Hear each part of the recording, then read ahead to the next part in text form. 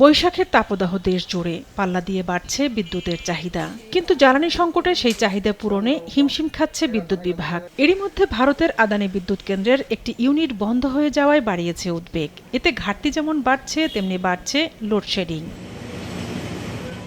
বৃহস্পতিবার সচিবালয় ব্রিফিংয়ে বিদ্যুৎ বিভাগের কর্মকর্তারা জানান, চলতি বছর বিদ্যুতের চাহিদা বেড়ে দাঁড়িয়েছে প্রায় 17,000 মেগাওয়াটে। বিপরীতে ঘাটতি গড়ে 3,000 মেগাওয়াট। প্রাকৃতিক গ্যাস থেকে বর্তমানে যে বিদ্যুৎ উৎপাদন হচ্ছে তার সক্ষমতার প্রায় অর্ধেক। এই সংকট মোকাবেলায় কাজ করছে সরকার। 26 তারিখে আদানির সেকেন্ড ইউনিটটা ঠিক হয়ে যাবে, আমরা বিদ্যুৎ সরবরাহ পেয়ে যাব। এছাড়া আপনারা জানেন বাঁশখালীতে এসএস পাওয়ারের একটা আইপিপি প্ল্যান্ট আছে, সেখান থেকে একটা ইউনিটের বিদ্যুৎ বিভ্রাটের কারণে প্রায় 650 মেগাওয়াট বিদ্যুৎ আমরা কম পাচ্ছি। সেই বিদ্যুৎটাও আমরা পেয়ে যাব 28 তারিখের দিকে। সব মিলিয়ে 28 তারিখ পর্যন্ত আমরা বোধহয় প্রায় 1300 মেগাওয়াট বাড়তি বিদ্যুৎ দিতে পারবো। তার মানে আমরা কিছুটা সাশ্রয় করতে পারবো এবং মানুষকে এই সংকট থেকে কিছুটা নিরসন করতে পারবো।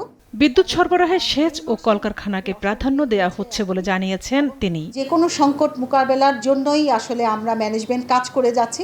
ইনশাল্লাহ আমরা সরকারের সবকিছু পরিস্থিতি আমরা সুন্দরভাবে মোকাবেলা করব। চলতি মাসের শেষ দিকে বন্ধ থাকা আদানি পাওয়ার প্ল্যান্ট সহ কয়েকটি উৎস থেকে অতিরিক্ত বিদ্যুৎ যোগ হওয়ার আশা করা হচ্ছে।